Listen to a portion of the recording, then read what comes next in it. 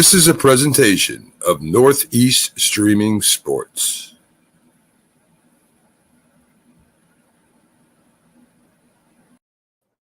Good morning, everybody, and welcome to another episode of the Mac and Jack Show.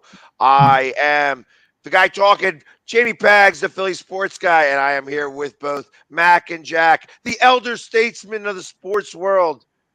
Good morning, guys. How are you? I love coming up with different things to be able to say every morning. It makes things a little difficult. I kind of like that. It sounds distinguished. Well, you are distinguished. Yes. At least it's better than sounding extinguished. Right. So. And good morning to everyone out there. Glad you're on. We have a big following on Sunday show. So, good morning to everyone. Good morning to Jack. Good morning to Pags. And let's get this thing going, guys. So let's start off. Everybody, I tell you, yesterday I probably got more messages from Mets fans than I have when you guys were in town. Like, everybody's telling me, like, they're messaging me like I'm up at the plate.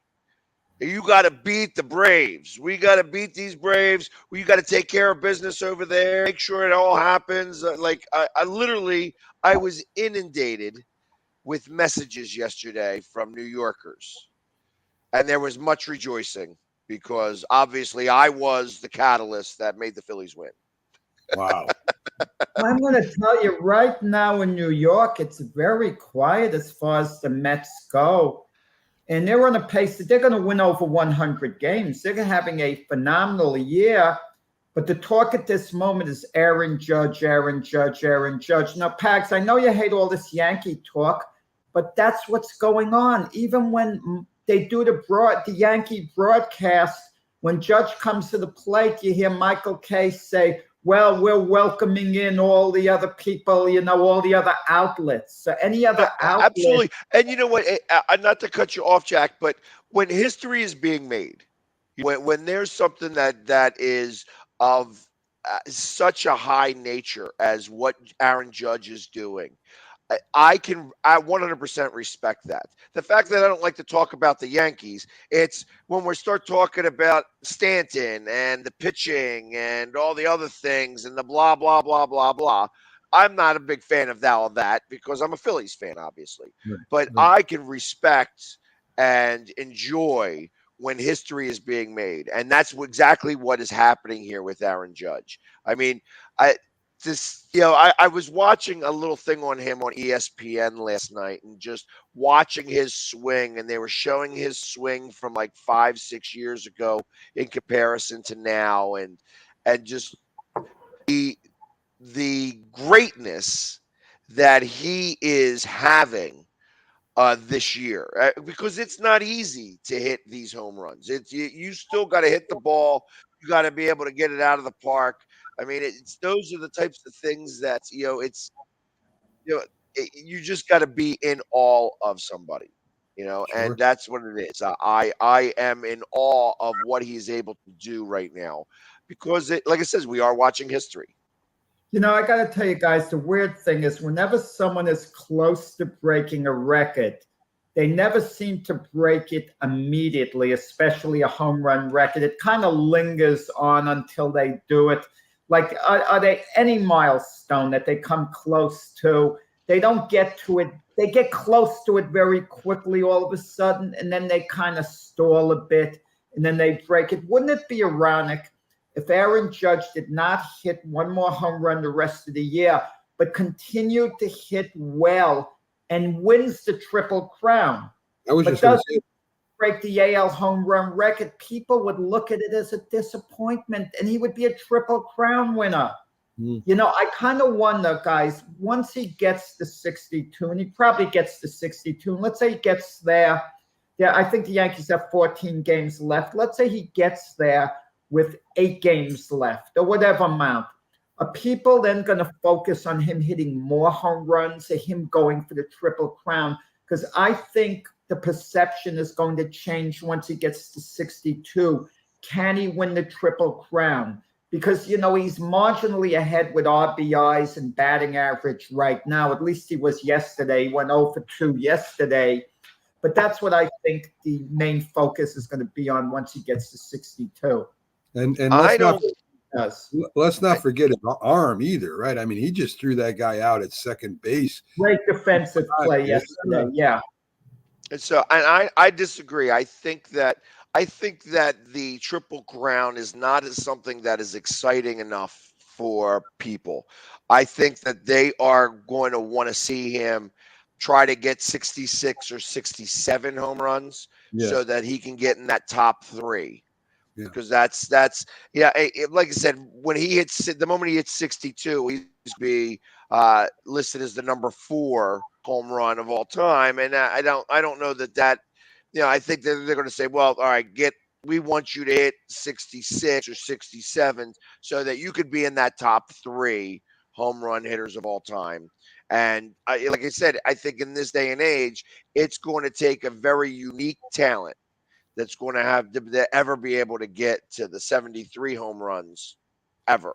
You know what I mean? I think that I don't think it's impossible. I think that there's going to be a time when we're going to see, and I'll say it's going to be in our lifetime, before we pass, that we'll see somebody hit 80 home runs, which is going to be a ridiculous feat, but it's just going to be, there's going to be somebody within the next 10 to 15 years that I think is going to come on that's going to be so Babe Ruth-like and not have any of the stigma that comes across as like, oh, well, he does steroids, or, oh, he does this, he does that. It's just, it's bound to happen, I think. And I think the way pitching is turning, where it's all hard pitches. You don't do it's all fastballs now, and all the different types of fastballs that they have, that the slider and the curves and everything are slowly starting to become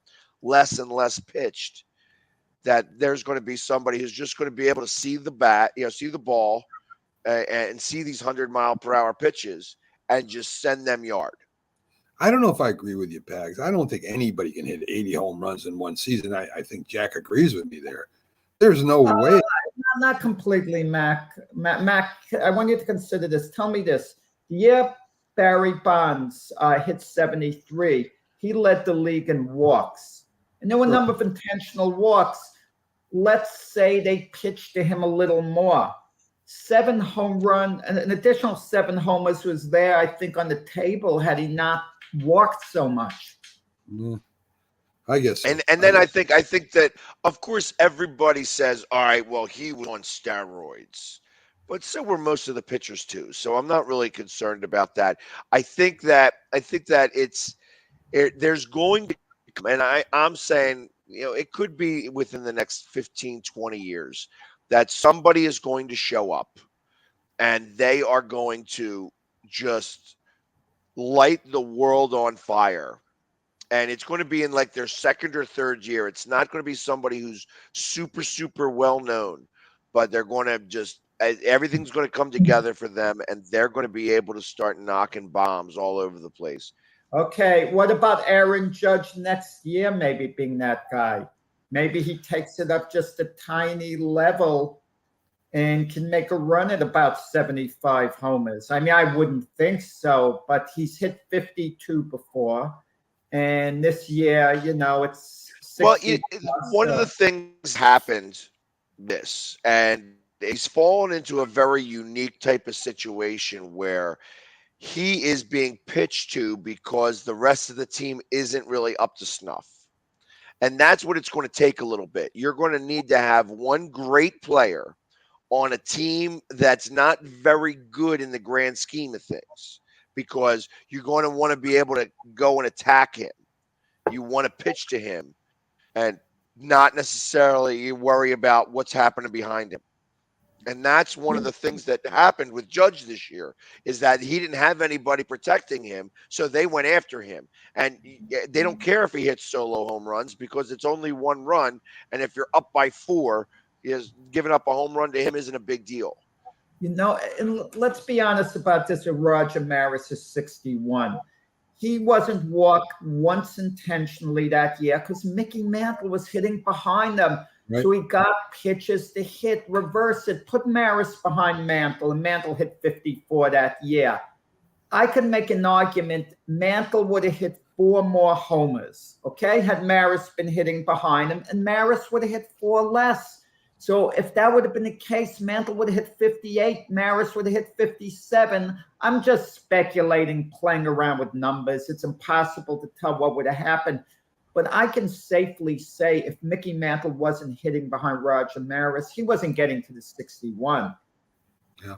Well, now, and obviously this was happening before I was born, so I only can go off of the movie, that Billy Crystal made about the one with the asterisk. Pretty accurate movie, though. Yeah, I know, and it was really well done, and I thought it probably depicted everybody pretty well. However, again, like I said, that's where I get all of my history from when it comes to that, those moments in time. But this is kind of fun to watch, and I expect today. I mean, today they're showing the Phillies and Braves is the game of the game of the week tonight, and they're going to stop broadcasting that to show Judge's at bats. Yeah. So and I like that stuff. I used to race home. I still have all the newspapers when the Sosa McGuire home run situation was going on. Interestingly enough, I didn't save Barry Bonds's. I wasn't. It's funny about Judge at Dramatics. People are staying up to the very end of the Yankee games now. I mean, I was a bit tired. I wanted to get to sleep in the 7th inning, but no, I had to watch it to the end. And then Judge gets up his last at bat, and you think it's going to be the game-winning homer, and the ball comes off the bat. And I'm even like, it looks like a home run to me, and it's caught, on the warning track. But just the dramatics, the excitement. And it's weird. Judge is batting leadoff right now. So he leads the game off with a walk, and people are booing. Normally, that's a good thing for the team. He hits a double, and people are disappointed. And did you see the play made by the fan who helped Judge? He threw it to Judge, and Judge threw him out. I told you guys, fan participation is now back. Well, no, the fan didn't give the ball to Judge. Yeah, he threw it, Jack. He threw it to him. He was standing right there. He threw it to him. Wasn't that far? The number 6 run, the 60th home run. He threw it back to him. Yeah. Oh, yeah. Well, after, right. I'm thinking of the defensive play yesterday. It was a great defensive play. The Judge, played the ball off the wall. Yeah, but that wasn't. Yeah, you can't have fan interaction during real. No, what do you guys? If I was Judge, I don't know this would affect them, but I would be a little ticked off. You hear CC Sabathia, okay, who was his teammate, saying, "Oh, he loves Judge, blah blah blah," but Ohtani's the MVP. It is ludicrous to think Ohtani's the MVP. It is pure foolishness. It's called most valuable player, not best player. But let me go a step further. If this was for the best player award, Judge still wins it over Ohtani. But at least it wouldn't be ludicrous. At least it would be a discussion, a valid discussion point, because Ohtani pitches, but he's only a DH primarily, the more you think of it. Right. Could he say he wasn't in position to make the defensive gem Judge did yesterday? And Judge is an Gold Glove caliber type outfield, as is. Judge is blowing Ohtani out of the water. The Angels are 20 games under 500. Where's his darn value to the team outside of selling some tickets? Where's his value on the field? It's virtually non-existent. The same with the great Mike Trout. They're not helping their team because their team is so bad. Conversely, Judges had the Yankees in first place. I mean, it's ludicrous for CC to say that. I kind of feel a sense of betrayal. He's allowed his opinion. Also, Phil Nevin, former Yankee coach, now he's managing the Angels, says, "Oh, I love Judge, but Ohtani's the MVP." Ohtani's not the MVP. He's not even close. He shouldn't even be on the radar. And I'll be honest, if they make Ohtani the MVP, they should change the way this voting happens. I think that it should no longer then be. It should be player voting, or the players should vote on this, on who should be the MVP. Because I got to imagine that if you were to poll all of the players, now I'm talking about, I got to imagine most of the Yankees would say that Aaron Judge is the guy. I would also have to say that most of the Angels would say that Ohtani is the guy. But when you start asking everybody else, I'd be willing to bet that they would say that it would be more like 65-35 from Judge to Ohtani. And I think that all the media is doing is making fodder to try to bring, to try to make it a little bit more exciting for this MVP race. I don't think it's close. I don't think it's close. Jeff, who's more valuable to their team this year? Who's been more valuable to their team? And if you say Ohtani, you have no clue what you're talking about if anyone says that. No clue at all. They are 20 games under 500. How darn valuable can you be to your team when you're 20 games under 500? Oh, if they didn't have Ohtani, we'd be 28 games under 500. Isn't that they have a stat for that now? That what the wins that you would have over your replacement. I don't know exactly. I don't even. And it's such a goofy stat, but it's one of those things where Ohtani couldn't even qualify for that because all he is a pitcher. That's all he is. So you can't you out in the field to be able to get that statistic to even occur, and he's not out there on the field. I think that's WAR you're talking about. Doc and EJ are a big fan of that. Me, not so much. I'm more about for the original stats. Hits. Right. Well, no, and I 100% understand, but that's part of my point. Using Doc's stats, and he has different statistics, that it still puts Judge way above just about everybody else. Sure. And that's why I think that if by chance Ohtani wins this MVP again after winning it last year, where I think he had a much better year, and Judge has been lights out all year long, I don't think that this is a question. I don't think that this is even a thought process. It should be Judge. But it bothers me the people that vote. For example, the one voter, whoever he is, the one who didn't vote for Derek Jeter to be in the Hall of Fame. But then again, throughout baseball history, Mariano Rivera is the only one that got 100% of the vote. You mean to tell me Babe Ruth, the people that didn't vote for him, Willie Mays, they didn't vote for him for the Hall of Fame? But Babe Ruth, all the Boston people didn't vote for him. I mean, you look at Ken Griffey Jr., not a Hall of Famer.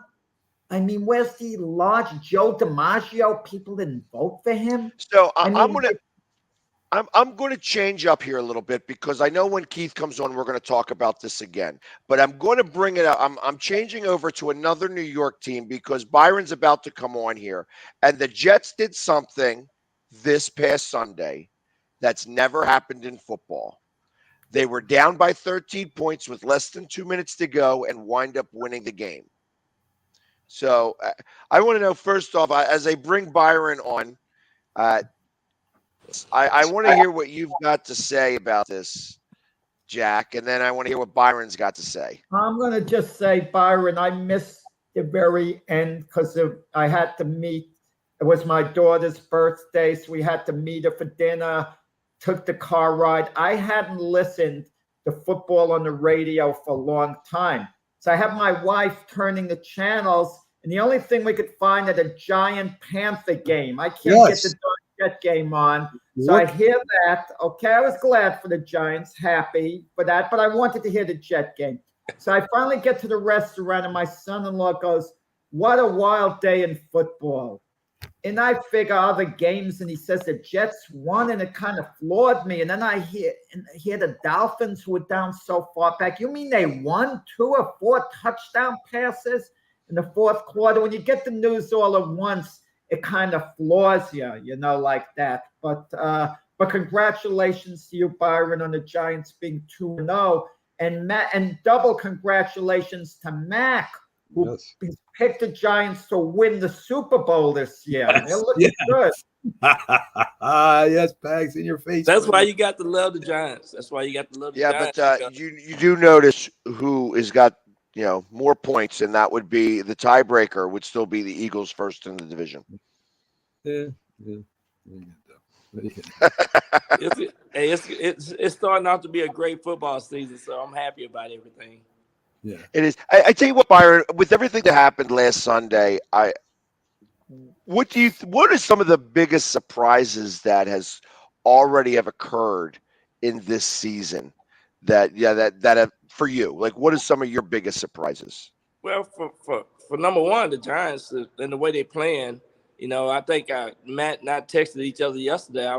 I'm impressed with the way things are going with the new leadership, the new coaches. That just goes to show you kind of what you need in football to get a good start. I think once you get a good start, you have a lot of momentum.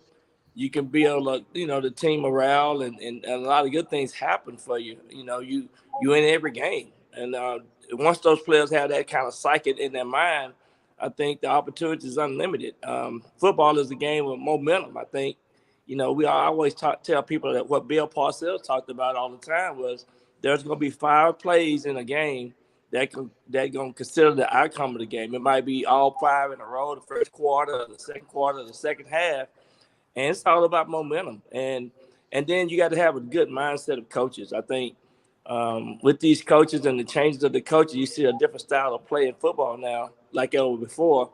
And now you see teams that have a whole different philosophy. I mean, even last night, just watching the Steelers and the Browns game, you see how consistently that you got to have players with a mindset and a good game plan.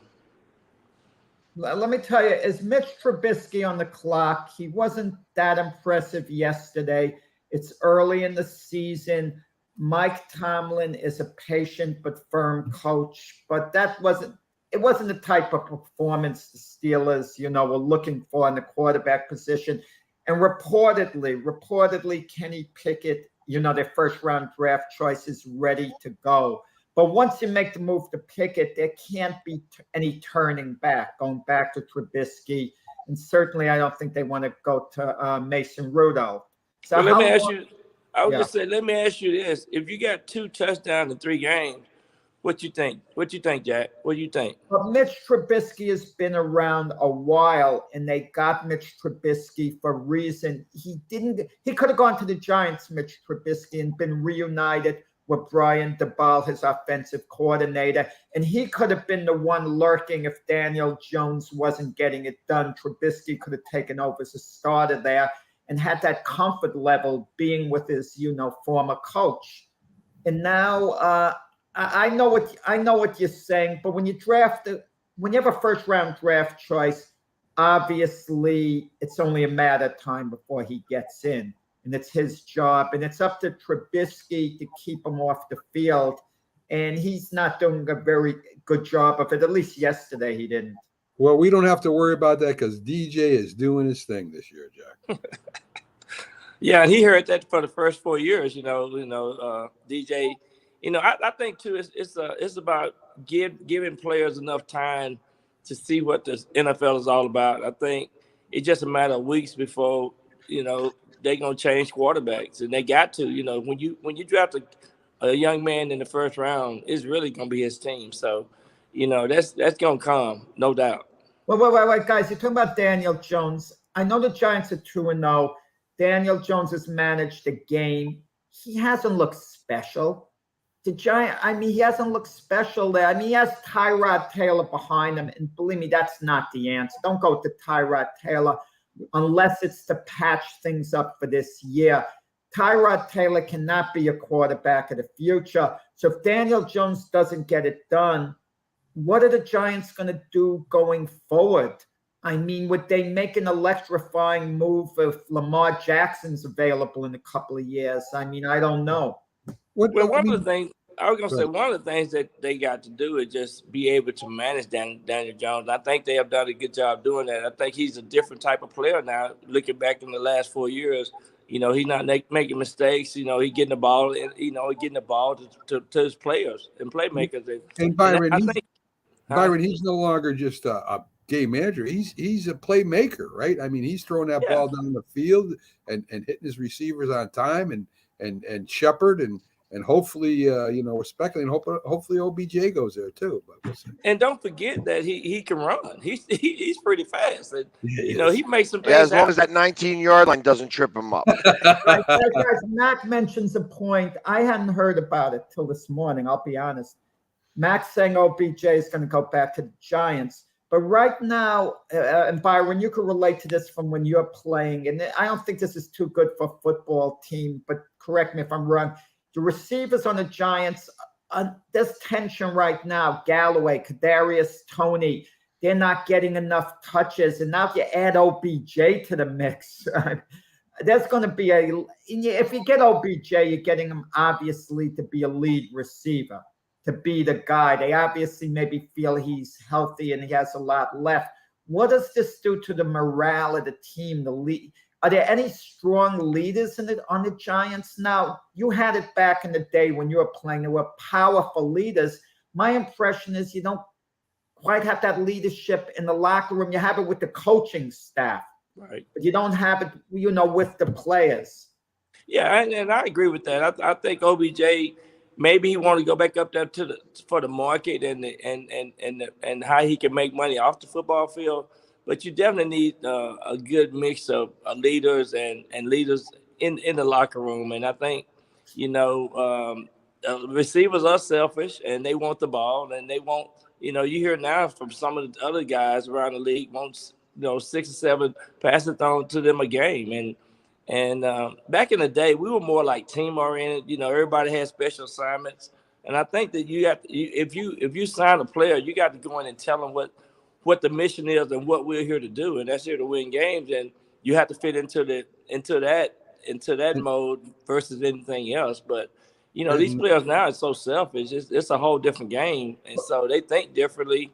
And like you said, if you got guys that want that football as much as versus wanting to win, I would be a coach to say, well, hey, we're here to win first, and if you get the ball, you get 5 catches this game is great. You get 1 next game is great if we win. And the bottom line is about winning and helping, just being exciting and changing the morale of the football team. And Byron, the game has changed too. I mean, back when when the Giants were great, it was defense and the running game, controlling the clock, and stuff like that. So, I mean, the game has just changed, and you got to change with the game. You really do, and we used to have 60-something plays. Now it's 80 plays a game, and you got to have good defense, offense, and special team as well. I think a trend of the future might be teams stacking high-level receivers all on the same team, because now you see these great 1-2 punches where if you double team one guy, and one wide out, then the other's basically going to be going one-on-one a lot of the time. And, the Eagles have a great 1-2 punch in Brown and Devontae Smith. What's the best 1-2 receiver punch in the NFL? And my Jets are going to be contending by next year with Garrett Wilson and Elijah Moore. They're babies on the way up to there. But would you say Tyreek Hill and Jalen Waddle maybe? Who would you say is the best, most devastating 1-2 punch in the NFL? Right now, looking at Miami last game, Tyreek Hill had 191 and Waller had 171 yards. So, you hardly rarely see that 2 receivers get over 150 yards a game. So right now you have to put them in that category. And I think, that's exciting football. I mean, 2 or 3 for 6 touchdowns. I mean, that's exciting football, and people like that to see those points and the excitement of the game. And so I think teams are looking for that kind of combination. And the one thing that I can say, these teams now have an extra receiver on their team. Most teams have 6 receivers, and then they probably have 2 on the practice roster, 3. And Byron, let's bring the Pags Eagles in there too. They got 2 pretty good receivers over there, right? Man, I'm telling you, the Eagles, watching the Eagles, you just got to get excited for them and what they bring to the game. And it's not no dullness. And, you get the running back involved and the tight end involved. The Eagles, like I had said this before, that the Eagles going to win the NFC East. And that's proven. And because they playing good football, and I think they got some good coaches on their staff as well. Definitely. I would say that the one thing that I am interested to see, obviously I love how the Eagles are playing right now, and I think that it was a little bit of a surprise to see them win as assuredly as they did on Monday night. That the Vikings did not look good. Now we know that Kirk Cousins did exactly what Kirk Cousins does best and kill coaches. And he did that greatly on Monday. And in the other side, where I look at the Giants and where, you take both of those games, the Giants games, and if you have Judge as the coach, they probably lose both of those games. So it's amazing what the difference a day makes, or when I'm saying it like that, but, just the amount of confidence that they have. That the Giants have right now to be able to pull off those wins. Now, of course, again, it's against who they were against. So the beating the Titans may be a little bit better, but I don't think the Titans are as strong right now as they're supposed to be. That all being said, both the Bills and the Eagles are the only 2 teams in the NFL who have not trailed at all this season. And I'd like to see what happens when there's a little bit of adversity. I want to see I want to see how this team reacts when they're from behind. I think they both can react well because of what didn't happen already. I think that's the important part of football. If you get off to a good start, just like the Cardinals did last year, they got 11 games up under their belt on the win side. But if you get off to a good start, I think that gives you momentum going into every game and the excitement. And, if you stop to think about Coach Judge last year and some of the games that the Giants played, they could have easily won 3 or 4 games that they was in. No. I'm telling you. Last year, I thought that the Giants threw away games last year. Absolutely. I think it was part of coaching and confidence. And Judge. You should dig up the past shows before last year where, Byron and Mac were talking glowingly of Coach Judge, making the players run laps as punishment, do push-ups, sit-ups. Wow, we love this discipline. But Jack, can I say this, Jack? Jack, there's a difference in having a game plan and sticking to a game plan and then having your mindset and creating. One thing that we talked about last year, Giants didn't have no leader in the locker room. They didn't have nobody that really helped lead the Giants and don't make those stupid mistakes. For us, the way Coach Judge coached, I like it because it was a lot. They was in shape, and they were disciplined, but they made stupid mistakes in the game. You know when Mac threw in the towel on the Giants? When they had 3rd and 9 and tried a quarterback sneak. That's when Mac threw the towel and Mac said, now I've had it. Yeah. That officially ended the season for Mac. And that was a good indication that the Giants need to change coaches. Yes. Right. And didn't they do it on 2nd down too? They did it back to back. Yeah. So, that was so ridiculous that he didn't trust his team enough to be able to just play at the 5-yard. And it wasn't like that they were at the 1. It wasn't like that they were back, that they were lining up in the end zone. They were at the 5-yard line. Yeah. If it doesn't work, so ridiculous. Doesn't work once, try again.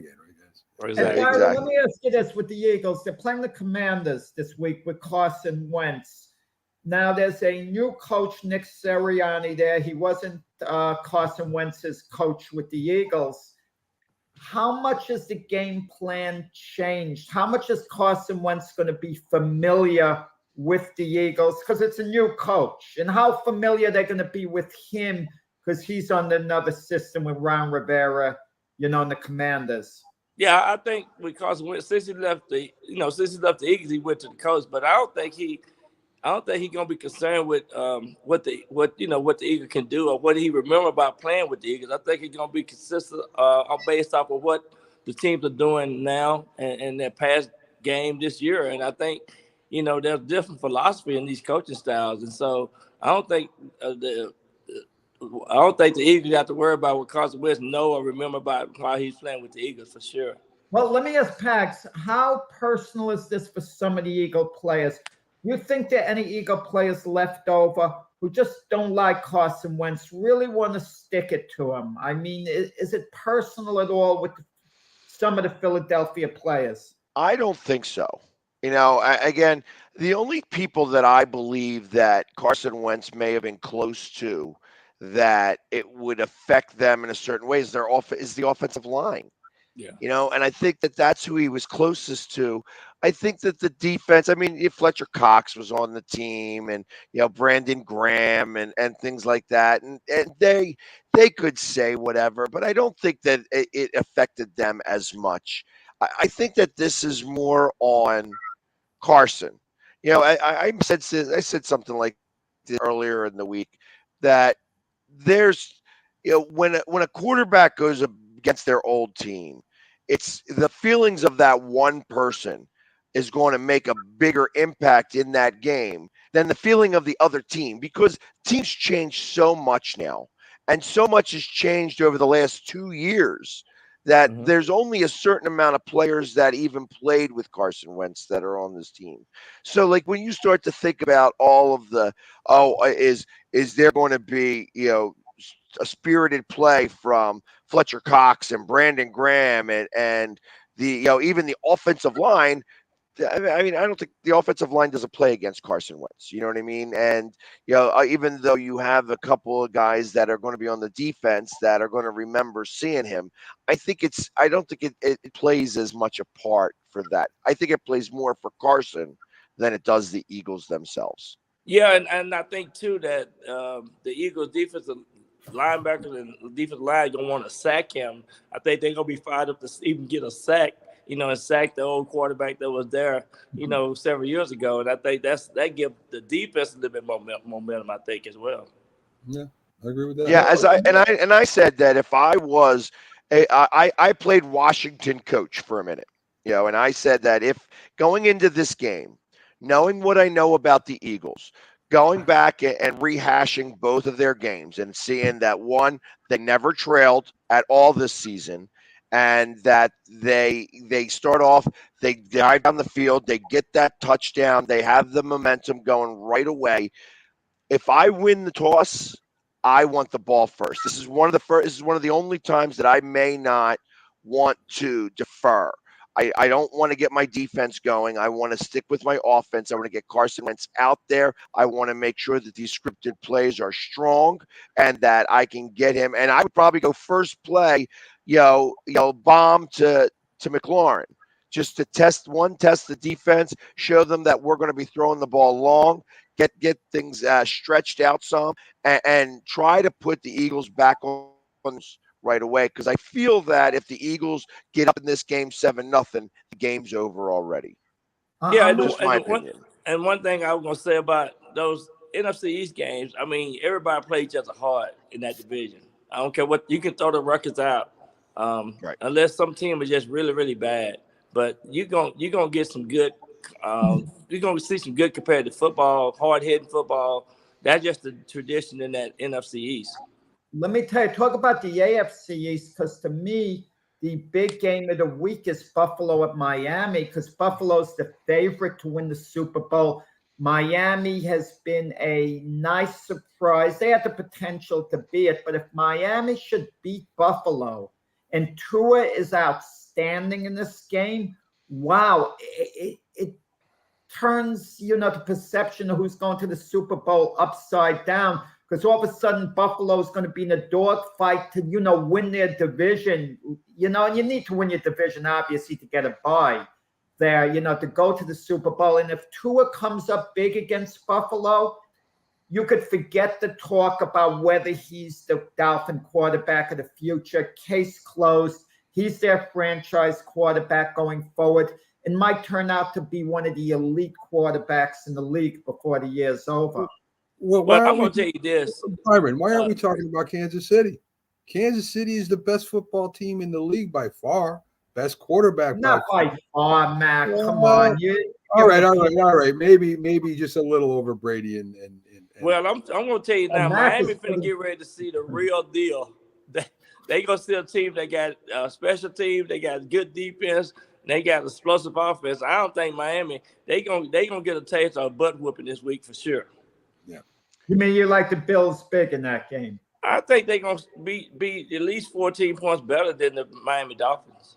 Yeah, and I don't think I wonder how if it was the strength of the Miami offense or the weakness that finally got exploited of the Baltimore defense that caused that 28-point swing. Exactly. They were down by 24 points, and to come back and win that game like that, it was just it's funny. It's just that doesn't make sense to me.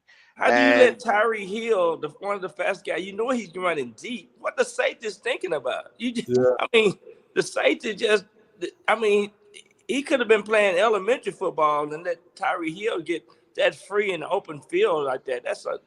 I even knew that when I played two-hand touched, when I had to guard the quickest kid. I played far back because I knew he was going deep. I knew he was going to try to run way past me.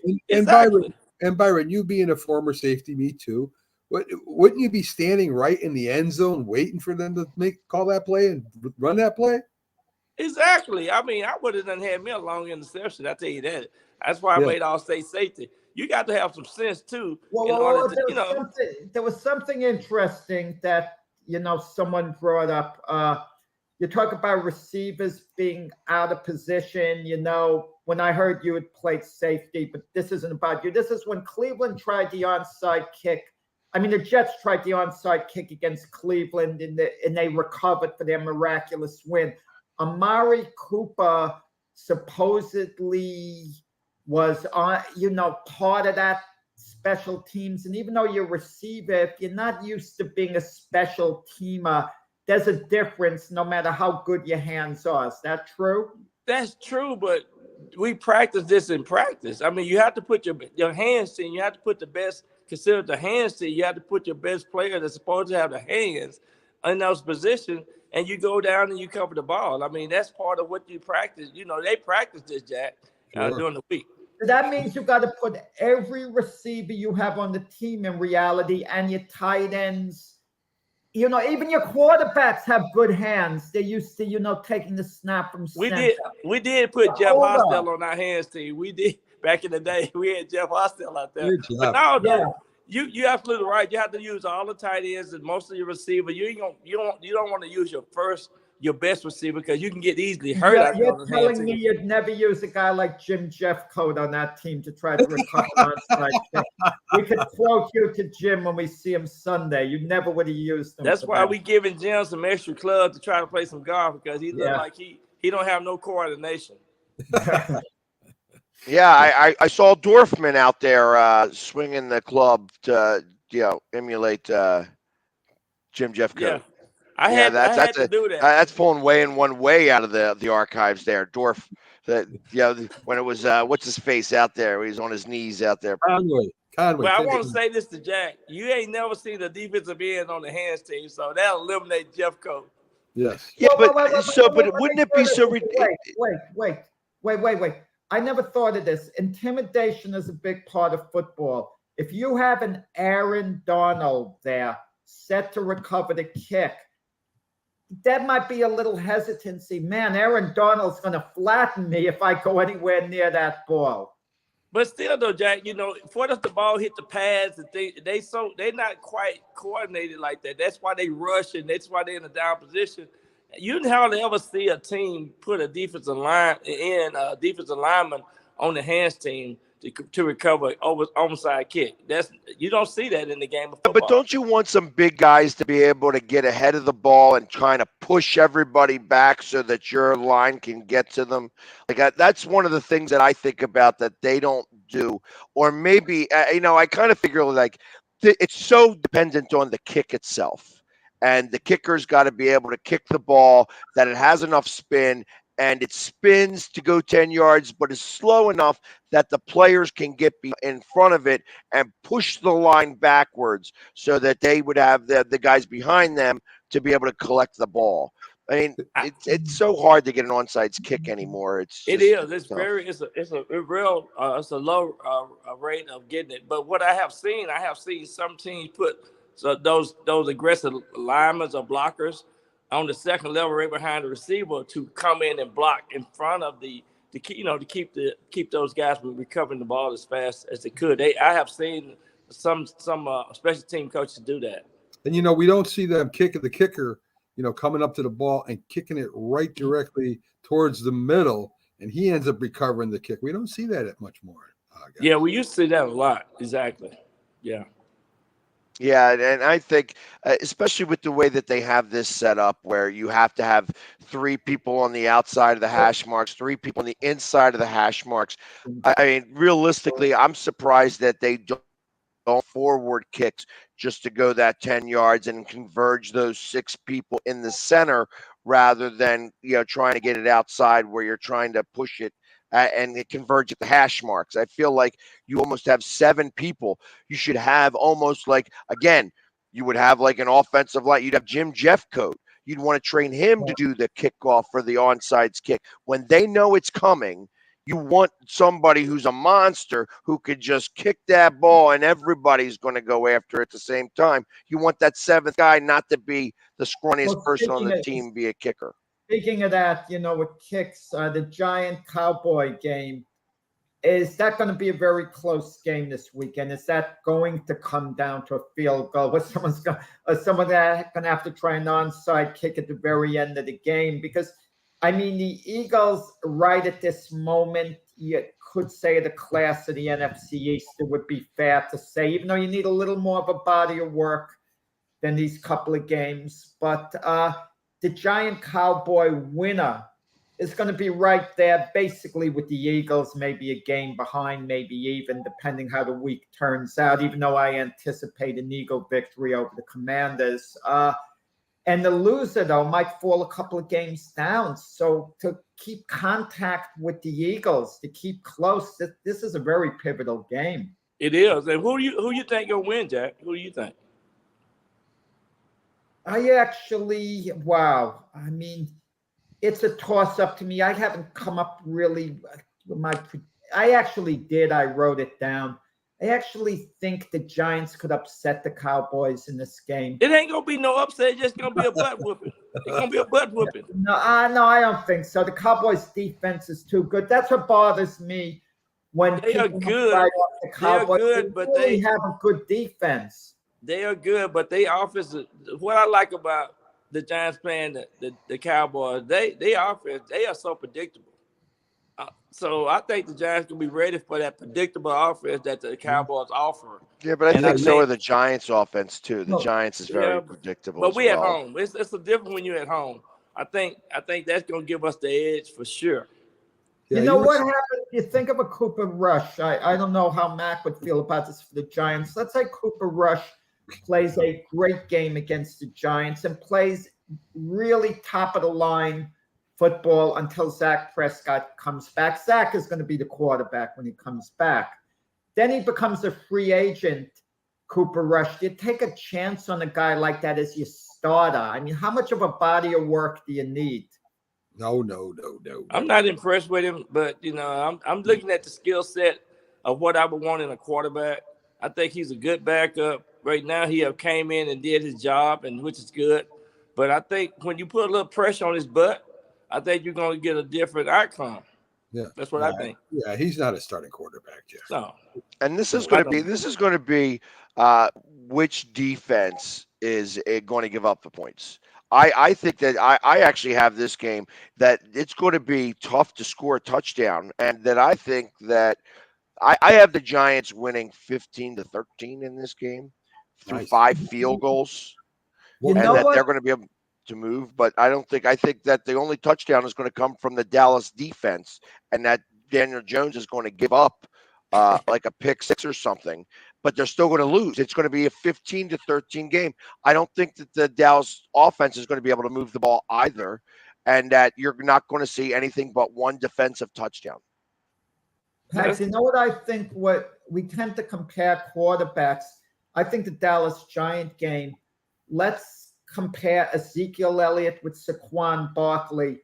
Who's going to be more dynamic? Who's going to have the bigger game? Who has more in the tank? And I think you're going to find Saquon, who seems to be back to his old self. He's going to be much more of a weapon than Ezekiel Elliott. And as Pag says, it's one in the trenches, right? And right now, the Giant offensive line is probably the biggest surprise of the year. These guys are out there; they're pulling them. They're hitting people. I mean, they look really good. It's a team sport. That's what it is. And it's a new scheme. It's a new scheme. I'm sorry, I don't want to interrupt you. No, that's exactly right. I mean, the offensive line is so much better than last year. It's amazing, like night and day. Yeah, but I mean, your quarterback still hasn't thrown for over 200 yards yet.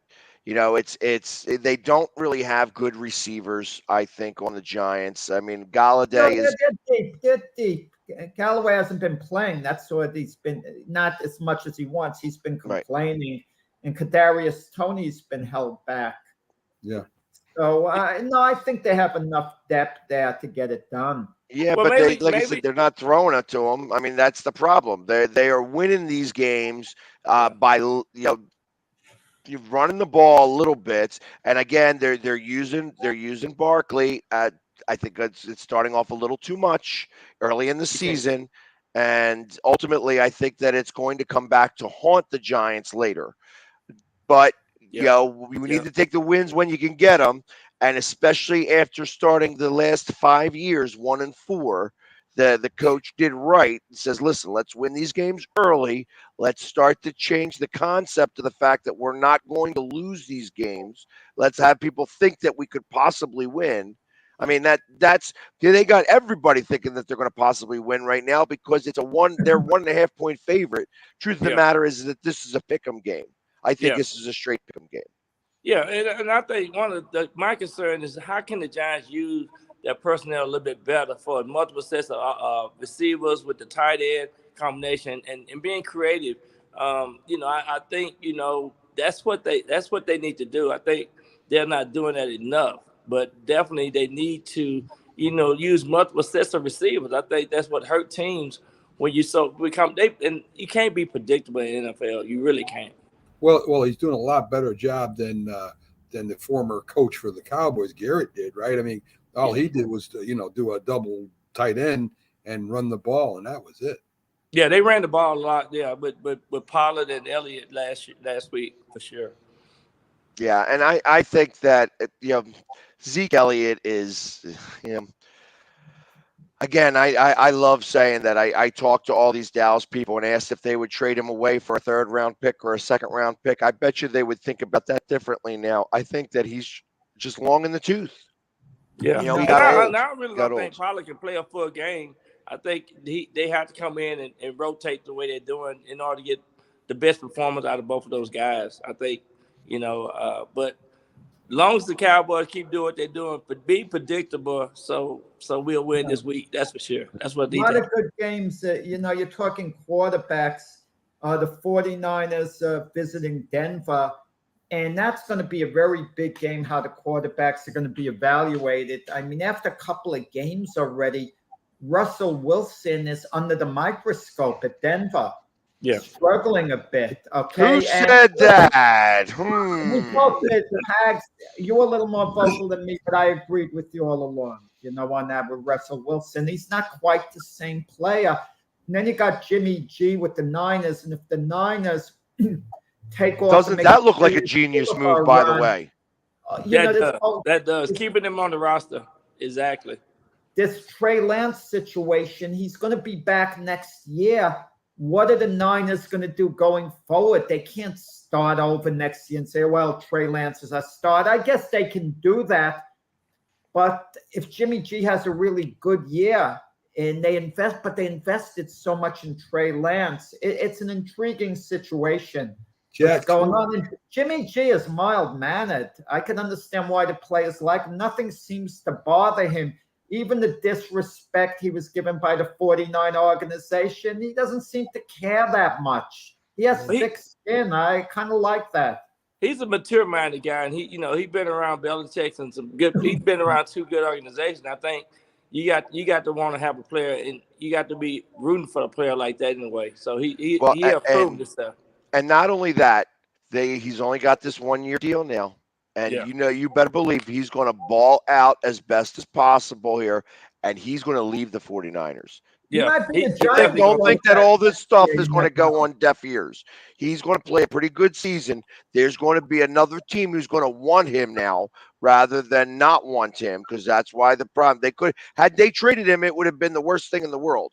But now he's going to ball out, and he's going to wind up going to a different team and stick it. I wouldn't be surprised if next year he winds up going to Seattle. I'm telling you, there's a lot of teams. There's gonna be a lot of teams needing quarterbacks next year. That's for sure. I think, believe it or not, I think he ends up with the Jets. That could be too. Well, that means they would have given up on Zach Wilson after 2 years, the second overall pick in the draft. I don't think so. Because if they did that, Joe Douglas, the GM, would have to admit he made a mistake. You cannot afford to make a mistake with the second overall pick in the draft. That makes you look really bad. Sometimes you have to bite that bullet. Yeah, and you know what? I think it shows more strength by admitting the mistake and cutting bait. Yeah, listen, this goes back to just business 101 almost. And I know that this is football and it is a business, but you have to hire slow and fire fast. And this is it's that mystique that's got to happen in the NFL. You can't continue to put resources into a guy who you don't believe that's going to work. Even though you've put those resources in before, you're going to have to make the change and say, listen, okay, I am a big enough man to realize that this was maybe not the best situation and that I was wrong here. And now I'm going to fix it right away. And that's, there shows more strength in that. Wrong, Max. You got to know you're wrong. Sometimes you need enough of a body of work and finally you say, look, I'm wrong. You can't give up on the guy sometimes because he's a little slow to get it going. Even Trevor Lawrence, that was can't miss. He's a work in progress right now. Jacksonville's giving him all the time he needs. But the Jets seem, it's Zach Wilson. It's but with Trevor Lawrence, I feel like last year, I feel like this is his rookie year. I feel like last year he was in a college offense, and that's what happens. And Jacksonville was the perfect example of what happens when a college team plays a pro team. They lose. And that's what happened there. And the team go backwards. And that's what happened last year in Jacksonville, for sure. And Jack, what did you say about Sam Darnold, right? Why do you want to keep sticking with him? We had on the giant broadcaster Lance Meadows, and he was like, "Yeah, they should keep him." And you're like, "No, they shouldn't keep him. He had a couple of years already, and he's not playing well." So I was proven right, but I could understand if you stuck with Sam Darnold, and let's say you drafted the great tight end Kyle Pitts, who went to Atlanta. I can understand the logic, but once a guy's been around. And you have enough of a body of work.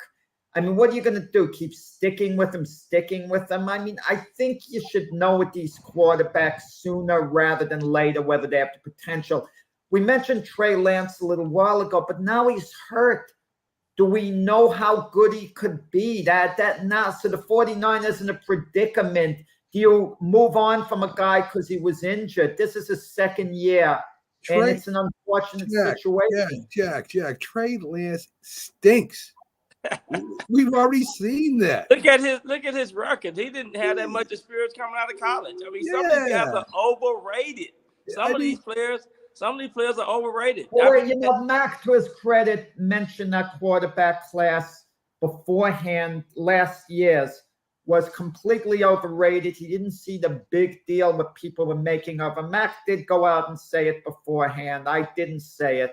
So kudos to Mac on that. But what do you do at this point with a Justin Fields, who is part of that class? He is the best starter, and you want him to develop, but is he good enough to be your franchise quarterback long term?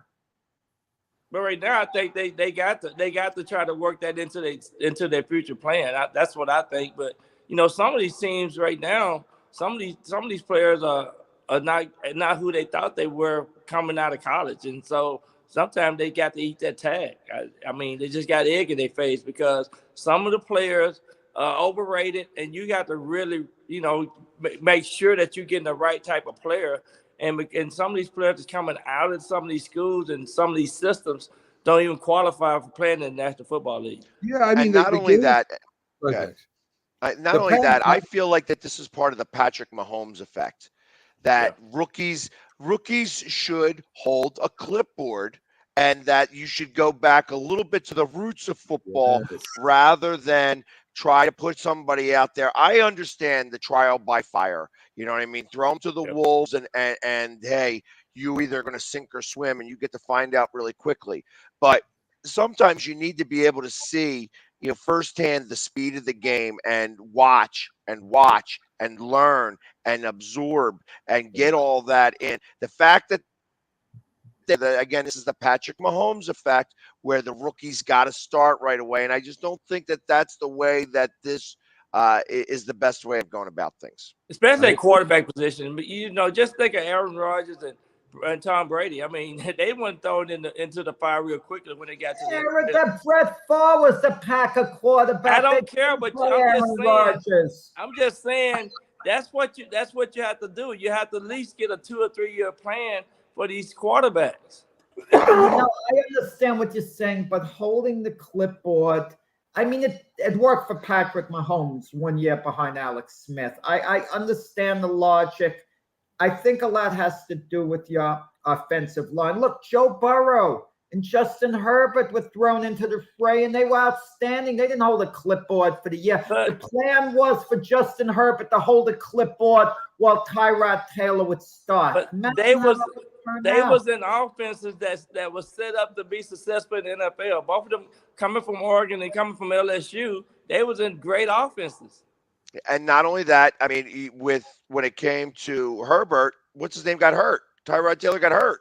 And so he got thrown in there. Played from off the bat. They threw him in unexpectedly on game day. But that was because he got hurt. I mean, you could say the same thing about Carson Wentz. Carson Wentz didn't even do anything in preseason. Next thing you know, he's the starting quarterback because they traded what's-his-face to the Vikings. So it was, he literally didn't do anything the entire time. Sam Bradford. Mac Jones quarterback the whole year for New England last year. He was a rookie. Right. I think Byron would know better than I would. You learn by playing.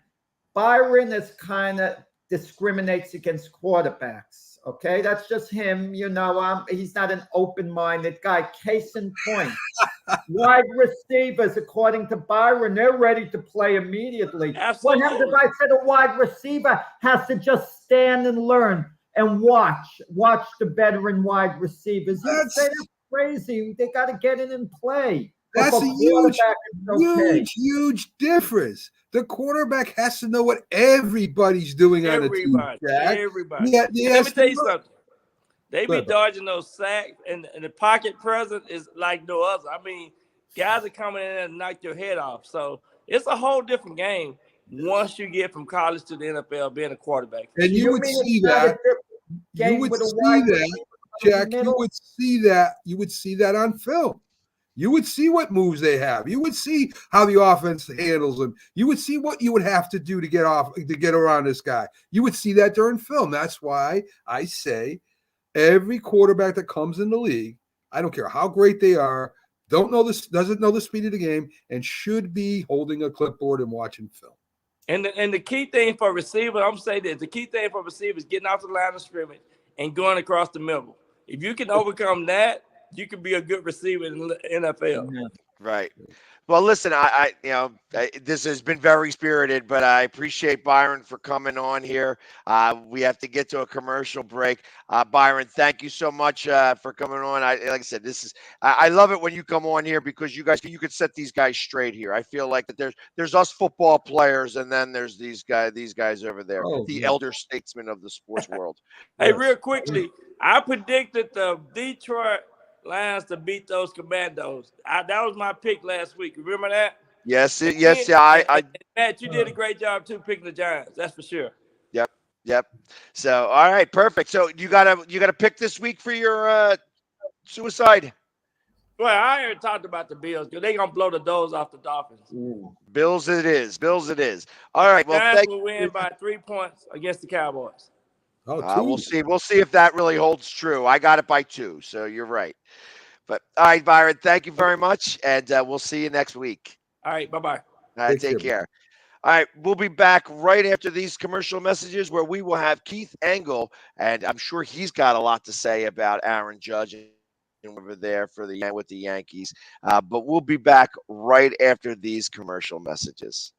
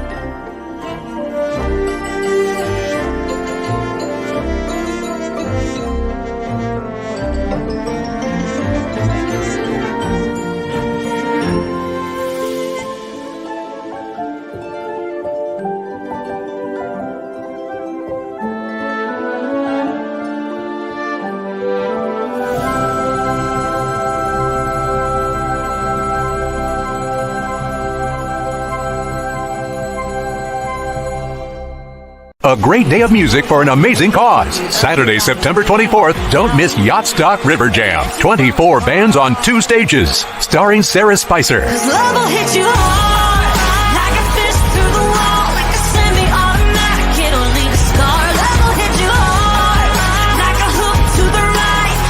And Audra McLaughlin. I don't want to feel the tone, I just want to feel the rain. Tread whiskey all night long. With special guest Vixen 77. Some days I don't, some days I won't. Yacht Stock benefits Shriners Hospitals for Children, Philadelphia. Some days I won't. Get your tickets now at yachtstock.org. Some days I won't. Yacht Stock River Jam, September 24th at West End Boat Club, just off 95 in Essington. Some days I don't. You can see right now, without LeBron, Lakers are struggling. Let me tell you about a team I hate, all right? I know the Dallas Cowboys fan is here, so I had to make sure he knew how much I hate this team. I'm ready. I've often said that the people who run baseball, they try very hard to ruin it. I'm from Brooklyn. I don't have a problem saying it to his face. Oh, I'm from Brooklyn. Hey, guys, any...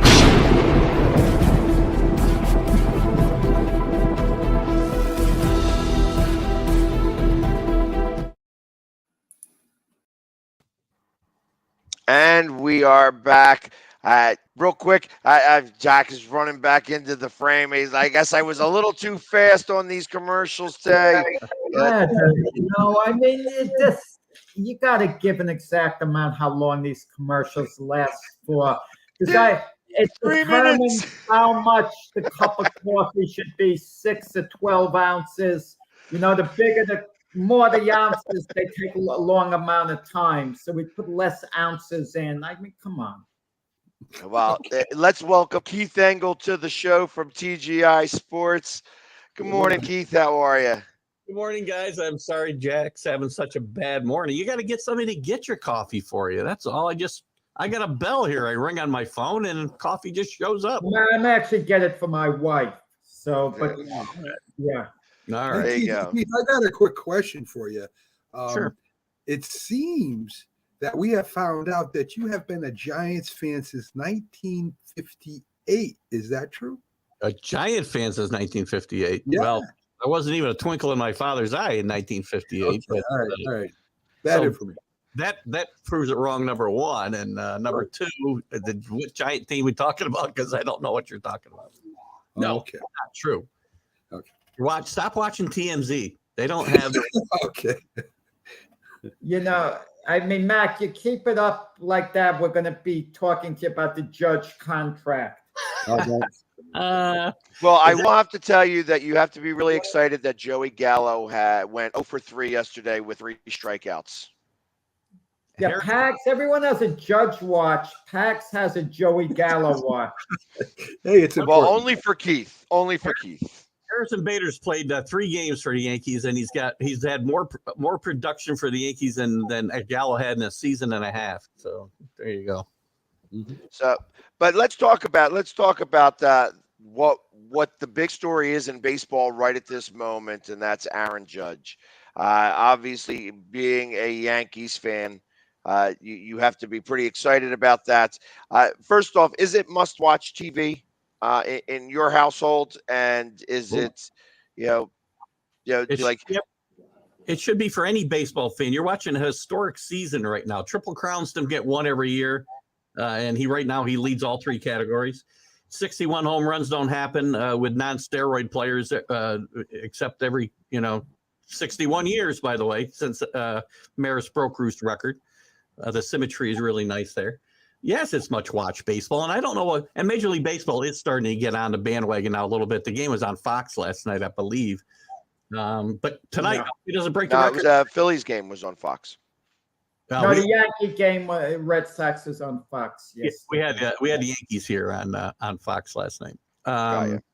So and I hope it doesn't happen tonight, because like 12 people, I do have Apple TV, but about 12 people are going to see the record get broken or tied if he does it tonight, because they're on Apple. So actually, it is the game of so the Phillies and the Braves are the game of the week, but they did say that they were going to stop the broadcast and go to the Judge when he's at bat, and also Pujols. Oh, good. Yeah, right. Because that's another big race. He's 2 away from 700, which only 3 other guys have ever gotten to, and only 2 with normal size heads. So I think I don't know that he's got a normal size head. Well, Keith, you think if Pujols is stuck on 699 at the end of the year, you think the Cardinals bring him back for just the one more homer, and he's going to say, I'm going to retire after one more homer? It's hard to do. I don't know how you can set your team up to do that. It's possible. Anything's possible, but I'd like to see him get it in these next, whatever they have, 12 games left, 13 games left. Cardinals are in a good position. The fact that they can't improve or hurt their standing, I don't think, in the playoffs. So they'll probably play Pujols every day and give him every chance to do this. And I have a feeling he'll get to the 700 this year, and we won't have to worry about that, because then it becomes, I don't know. Then it cheapens it a little bit for me if you come back just to get that one home run, then I'm going to leave. So, and by the way, we talked, I think Pags and I had talked about, about the fact that Pujols has not gotten this big farewell this year after announcing his retirement early in the year. And I think this has really brought him into the limelight the last month or so, and really given him a nice send-off. So I like to see that. And it's going to be a fun race. And the Judge thing is going to be something to watch for the last 13 games too, because it's not just the 61 home runs, it's also the Triple Crown, which is going to be a lot of fun to watch. But I'm going to tell you, Keith, imagine Judge is stuck on 60 homers, doesn't hit another homer, but produces well at bat and wins the Triple Crown. He's got the Homer title locked up, but let's say wins the batting average title and the RBI title, and he's a Triple Crown winner. Yankee fans will actually be disappointed that he didn't get to 61. I mean, that would trump him winning the Triple Crown. Yeah, we'll get over it. I mean, all that matters is a World Series win here, actually. I mean, I worry about winning a World Series. I want him to get to 62 home runs. It'd be nice. The Maris family probably doesn't want to follow him around for the next 2 weeks, I'm guessing. So they'd probably like to get it out of the way tonight. But it's a good story. I don't know. I really don't think Major League Baseball is latched onto it strongly enough, because I think they don't want to get into that conversation about, is this the Major League Baseball home run record for real, or is it just the American League record? They don't want to get into that conversation. I really believe that. That's why they haven't latched on a little more to this story. Well, Yeah, I can go with that. And as I look at the Yankees schedule move, I think that it's only a matter of time before he does hit that 61st home run, and then of course 62. I think he'll wind up with as many as 65.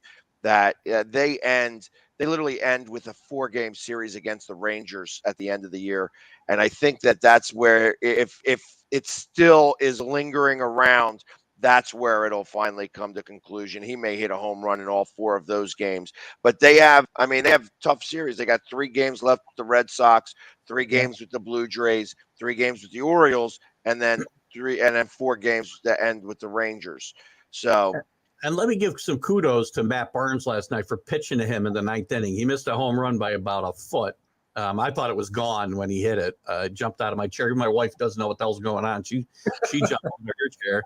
And I think a couple of weeks ago that might have been a home run. I think in the cooler, damper air, that ball just died around the warning track. So, but kudos to Matt Barnes, because he pitched to him. The Red Sox didn't do a lot last night. They walked him 3 times, and Stroud the other night for his Pirates were going absolutely nowhere. The Coward doesn't even throw him a ball near the strike zone in the 9th inning. I hate seeing that stuff. Just give it, show some macho and show you got some cojones and go out there and throw them your best stuff. I hate that. That's Stroud. Listen, when Bonds hit 73 homers, the Astro manager at the time was Larry Durka. They would deliberately walk on pitch around them. That was kind of bush league by Durka. He didn't like Bonds for whatever reason, and Bonds reportedly isn't a good guy. He's not the type of guy that you root for. But it was kind of gutless on Durka's part. And eventually he had his pitcher throw one over the middle, and Bonds hit it out. Yeah. He walked like 200 times that year. So don't tell me it was just poor control all those times. It's what it is. If you're trying to help your team win, I could accept that. But when your team is down, 8-10 runs, and you can't throw them a fastball in 3-0, you're trying a breaking ball. That's a little annoying. Well, that's what annoyed me about the Pirates pitcher, Stroud, the other night. I mean, they got like 50 wins. What are you not going anywhere? Try, maybe make a name for yourself by striking them out, for crying out loud. Don't just throw them 3 baby little curveballs. That would be the highlight of his career if he gave up a home at the Judge. You could always talk about it. He should realize that. Yeah, it'd be the only thing he's ever known for. Right. Yeah. But you know what? And that's funny that you say that, because they were talking about that on ESPN radio, like Freddie and Fitzsimmons, that they were saying that not only was it ridiculous, but when you think about the pitcher that threw 756 to Bonds, I guess they mentioned his name, and he's like, well, do you think that pitcher has been, gets memorialized for throwing that pitch? Well, yeah, I guess. But I never heard of that pitcher before, and they said his name, and I've never heard of the pitcher because I don't remember his name. But everybody remembers who gave up 715 to Aaron because it was a real record, because people don't remember the Bonds thing because of everything else going on around it. That's why they don't remember the pitcher. Everybody's got to remember Al Downing forever, right? Well, Al Downing, in all fairness, he threw to Aaron, so you might say, oh, Al Downing, showed hearts, cojones, or whatever you want to say. But Al Downing did one of the more gutless things I saw once when he was pitching for the Dodgers against the Mets. Dave Kingman had 3 home runs. stepped up to the plate. Al Downing seemed to bounce every pitch to him deliberately. He made it impossible for Kingman to hit a home run.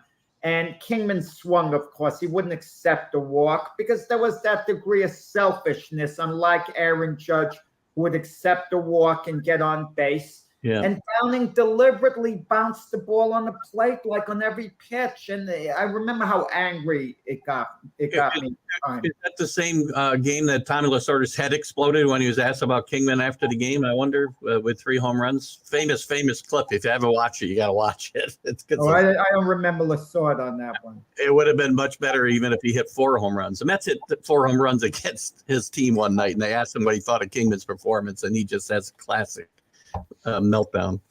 Yeah, I love watching Tommy Lasorda melt down. It was always a lot of fun. Max likes the old school managers like Tommy Lasorda and Tony La Russa. Those are those. Oh, Yeah, you know what? You could have gotten more points by saying Billy Martin. You know what I mean? I would have loved to watch. I loved watching Billy Martin go on his craze. La Russa is. He should have retired a long time ago. I can't stand when everybody he feels like he invented baseball, and I can't stand that. So well, he's done. La Russa demanded an apology of everyone in the media when McGwire broke the home run record. He says, "This man did it clean. All of you should be apologizing to Mark McGwire." Yeah. How many years have been since he said that? Well, after it found out with McGwire, La Russa never came forward and said, "Well, I was wrong." This and right, that. because and listen, I obviously who knows what's the matter with him. I wish him a healthy life, but I don't want to see him in baseball ever again. You know what I mean? I think that done. Just I can't. I could never stand him to begin with. I don't think he was that good of a manager. He made a couple of calls that wound up being lucky, but was blessed by having good general managers around him who gave him a good team. Wait, I hear Bill Belichick seeked out La Russa for advice in the past. Was one of the guys he really admired a lot. He has, as far as like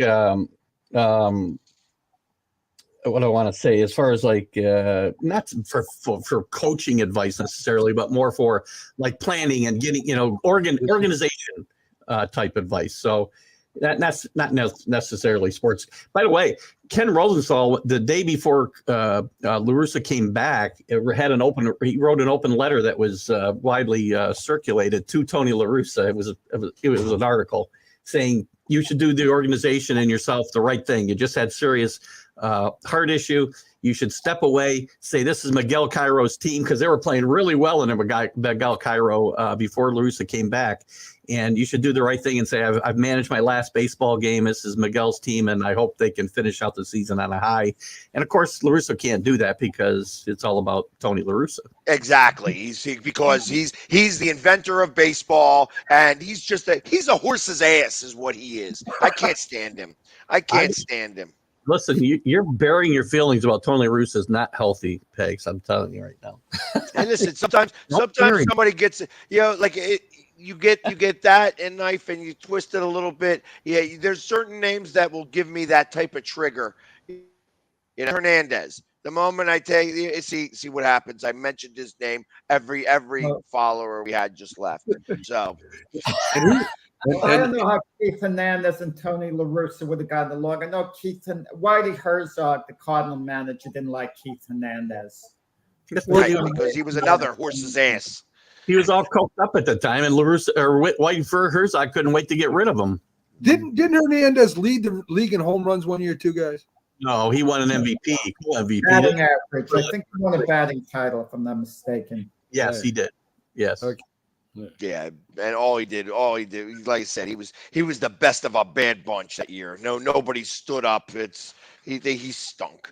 Anyways, so let's talk about the big win that you guys had on Sunday. Yep. Your Patriots beat the formidable Steelers, which don't look so formidable right now. No, I didn't think they were formidable, but I can only play the teams that are on the schedule here. So they played better. The defense played well.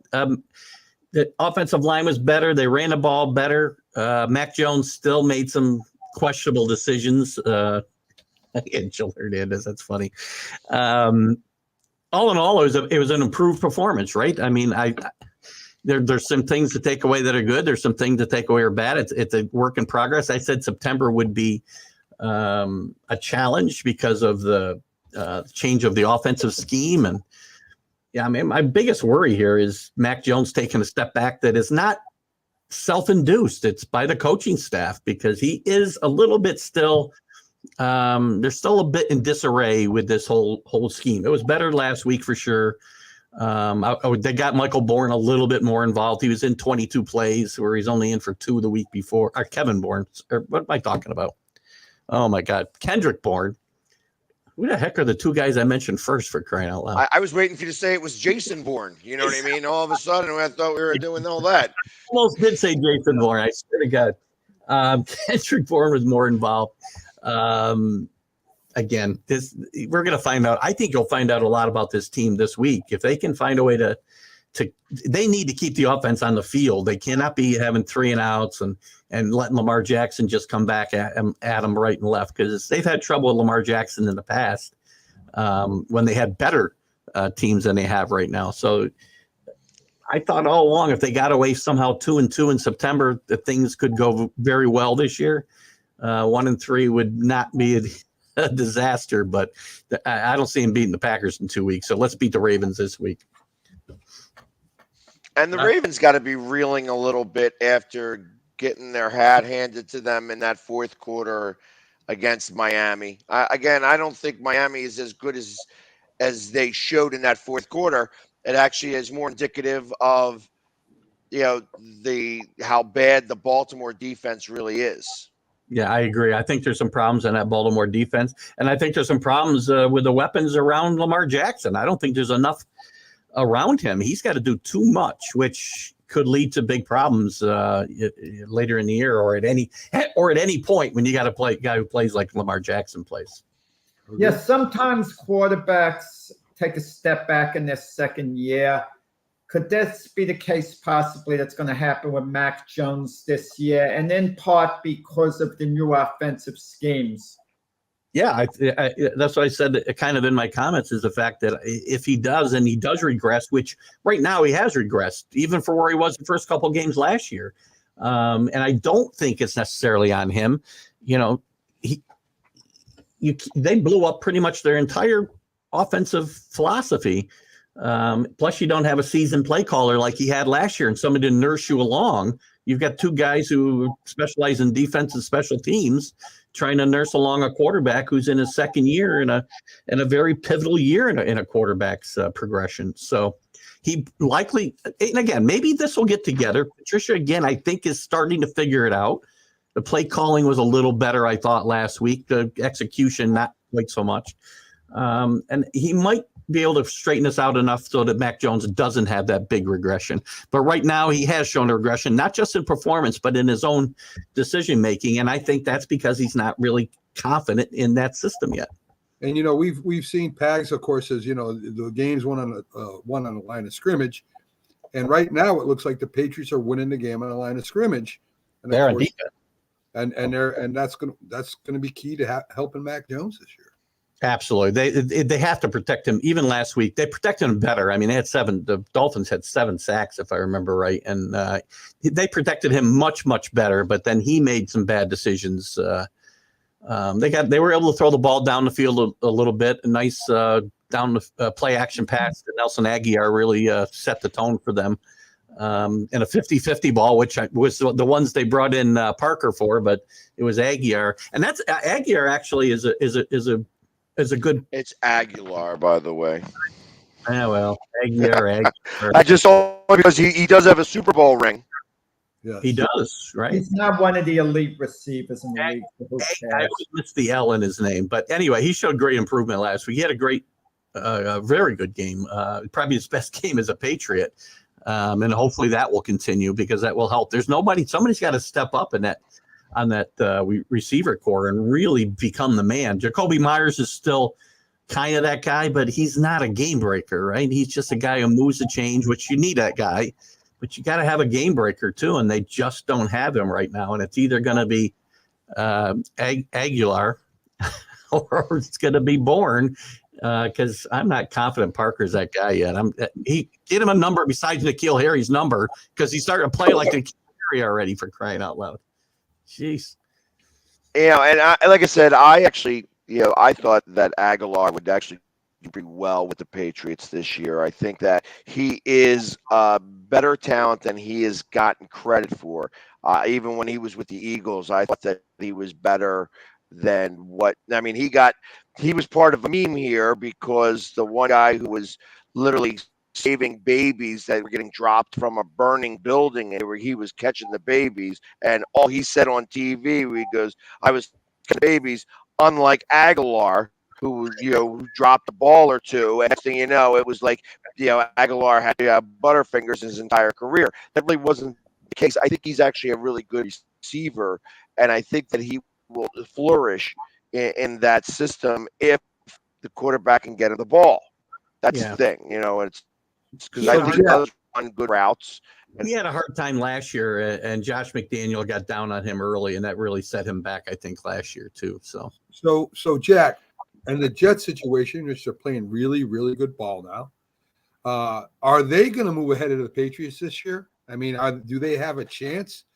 Well, yeah, I think it's going to be neck and neck when all is said and done. Now, Buffalo is the class of the, AFC East. Unless Miami, sends a thunderbolt this weekend and they beat, the Bills, then I expect, Miami to be contending to be up there till the very end. But when all's said and done, Buffalo should win that division.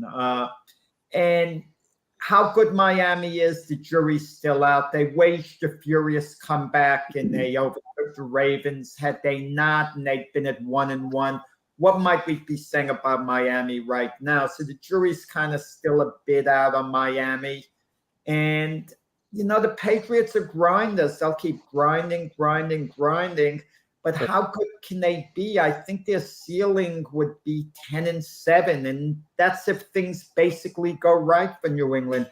I could see them at 7-10. I could see the Jets at 7-10. The Jets too. Had Chubbs just taken a knee, the Jets would be 0-2 today, and what will we be saying about them?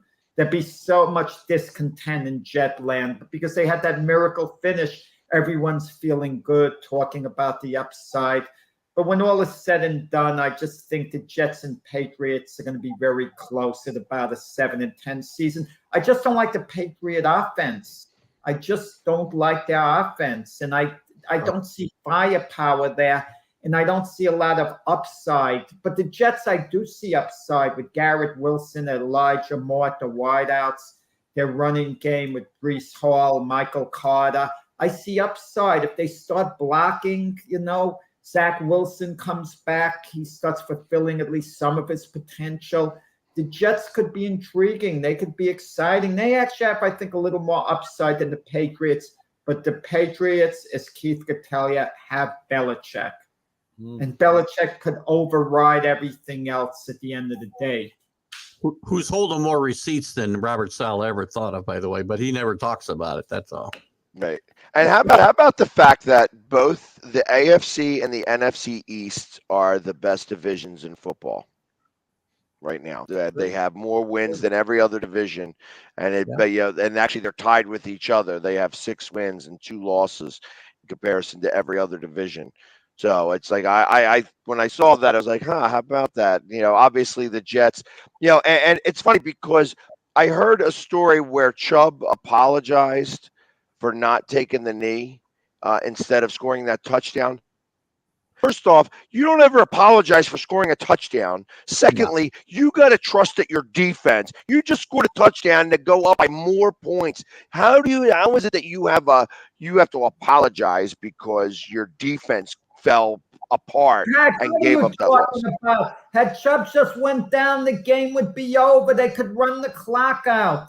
He did mess up. Maybe it was the coaching staff that didn't emphasize this. This isn't the same as the Giant Patriots Super Bowl game where the Giants, scored a touchdown when Belichick let them, because the Giants still would have had to kick a field goal, so it wasn't a certainty, it was a probability.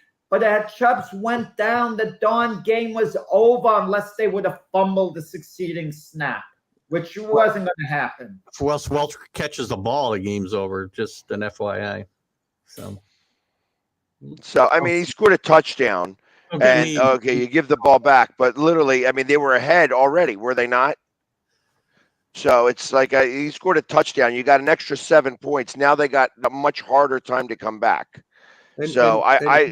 I didn't see the end of the game, but he did try to sit down, but he kind of fell in the end zone. Jack, wait. Can we please go back to the Giants-Patriots Super Bowl for a minute, please? I have no idea what you guys are talking about, actually. Actually, as I said, even forget about the Bradshaw touchdown. As Giselle and I have said for a long time, Tommy can't throw and catch the ball as well. If Wes Welker catches the ball before that drive, the game's over. True. Right, I agree. It was a 13-point game. This is not Chubb's. No, he made a mistake knowing what the situation, you just go down immediately and the timeouts are done. But there was more to it than that. There was the breakdown on a long touchdown pass to Davis. There was the onside kick. Then the defense broke down again. It was a number of factors. But I'm just saying, had Chubb went down, the game would have been over. The Jets didn't have the timeouts left. It is over. It would have been a virtual impossibility. It should have been over anyways. The fact that the Cleveland Browns browned it up, that's the problem. It had nothing to do with Chubb not scoring that touchdown. The fact that you let the defense folded and the Jets scored a touchdown, then the special teams folded and gave up the onside kick, and then the defense folded again and the Jets scored a touchdown. It looked like Joe Flacco, looking like Tom Brady out there. Come on now. Come on. That's so ridiculous. That loss goes on every coordinator. That goes on the defensive coordinator and the special teams coordinator. It doesn't even go on the head coach. I don't even blame the head coach for that. That does go on the coordinators, and that's why the Jets won that game. You don't blame. I understand how he feels responsible because he scored a touchdown, but realistically, that is so far from the truth. It's like, hey, they could. Hey, you know what? They should have gone for 2 there then. Maybe they should have gone for 2 instead of kicking the extra point. Did the coaches emphasize it before the play? Did someone come into the huddle, was sent in and said, just go down in bounds. Do not score a touchdown. Okay? No, because they were so far ahead. Nobody thought about the fact that they were going to come back 13 points in under a minute's time. Nobody thought. No, listen. I agree. But these percentages that were just posted by Alan, I hate them because, it takes the fun out of it. When the Patriots beat the Falcons in the Super Bowl, what was it? The 99.5% certainty the Falcons were going to win. I don't want to hear these percentages. I remember that game. Yeah, of course you do. But ultimately, I don't agree that the percentages are as high as they are. But to come back 13, this isn't Madden.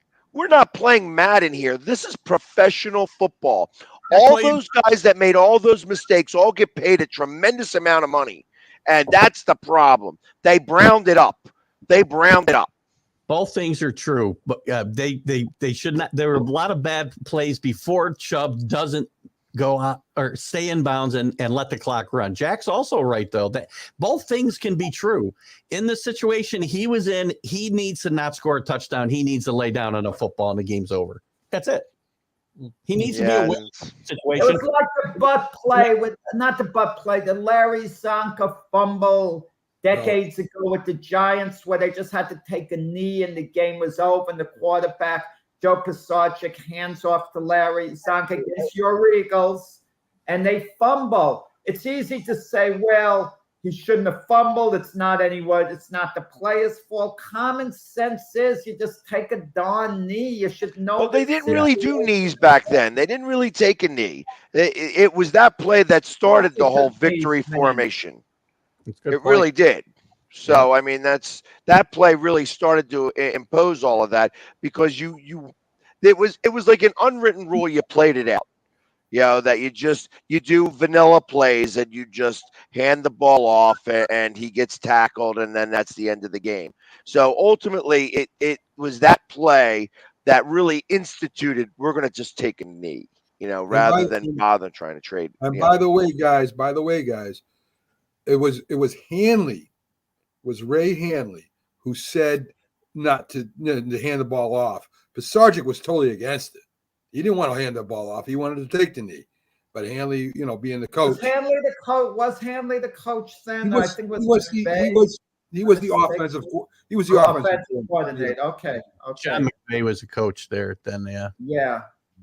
Change the history of football, by the way. If I want to take the butterfly effect into a play, that if they win that game, the Giants, they never beat the Patriots in 2 Super Bowls, I'm pretty sure, because, you know, George Young wouldn't be the GM. I don't know. All of history's changed if Joe Pisarcik. Well, let me ask you, Keith, getting back with the Patriots, if Mac Jones struggles, can you see a scenario where he maybe doesn't finish out the year as the starting quarterback? No, and maybe bring in Brian Hoyer? No, I think it's doubtful. I think it's doubtful he'll get benched, and it won't be for Hoyer if he does get benched. What about that kid that was drafted in the 4th round? Maybe Zapp, but look, I don't think he'll get benched. I think what'll happen is if he's that bad, and he'd have to be really, really, really bad, they may go look for another quarterback. But I don't. Jimmy G be in play for next year. Former Patriot Belichick never wanted to part with him. Robert Kraft might be willing to pay the money and listen to Belichick. I like Mac Jones. I think he should be their quarterback going forward, but you never know. I'd have to see Jimmy G play a little bit. I'm not even sure how well he can play. I mean, you know, he's coming off shoulder surgery, and look, he didn't leave the Patriots on the best of terms either. There weren't a lot of guys that were upset when he left, to be quite honest with you. There was not a lot of big fans out of Patriots of Jimmy G other than Robert Kraft. Yeah, well, and Belichick wanted to have him as the starter, didn't he? Right. Sorry, yes. Actually, there's a school of thought that says Belichick traded him to spite Robert Kraft, but because he wanted to make the move to Jimmy G and move Brady 2 years sooner than it happened. Right. Yeah. But we had a Super Bowl win out of it. So can you imagine, guys, had Brady never opted out and he stood with New England the rest of his career, he wouldn't have had the Super Bowl with Tampa Bay. He certainly wouldn't be a Super Bowl winner with New England, at least to this point anymore.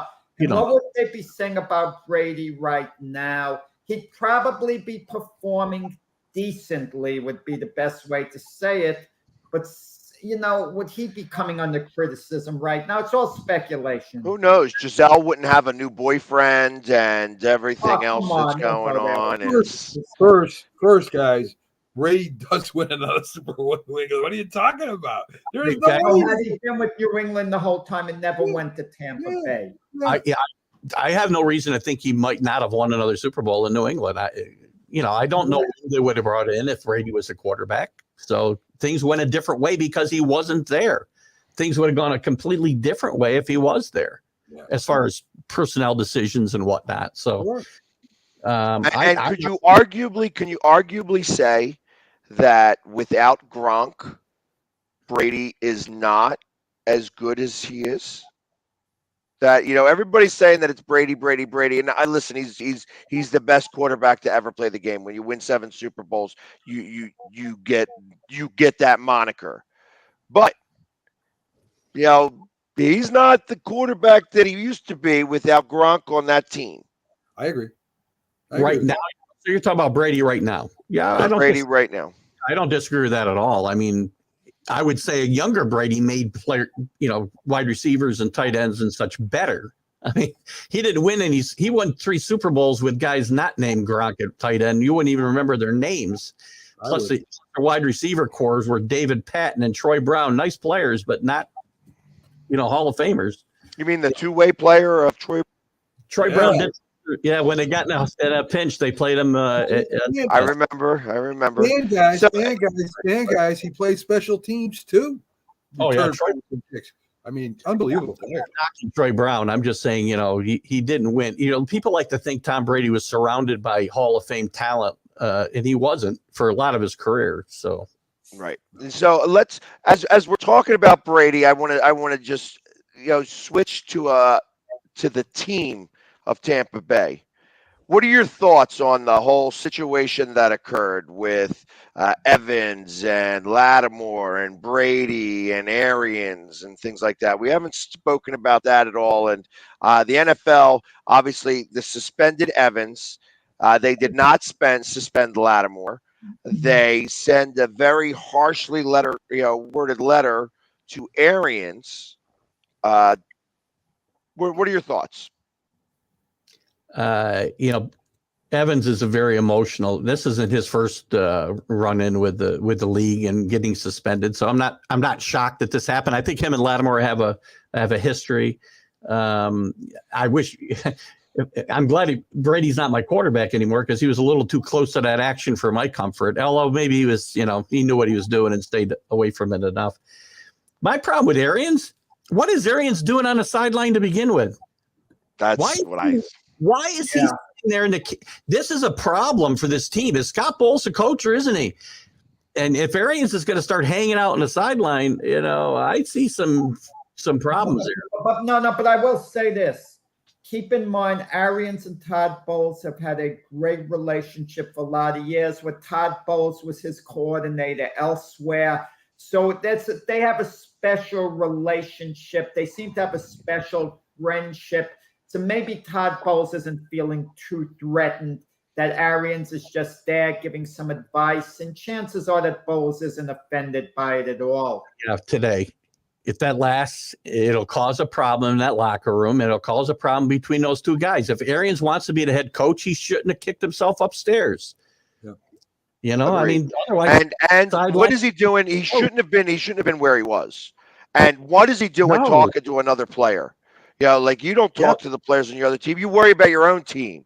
You don't. So that whole thing, Lattimore. I mean, the fact that Lattimore got expelled from that game should not have happened either. That should not have happened. He was the one.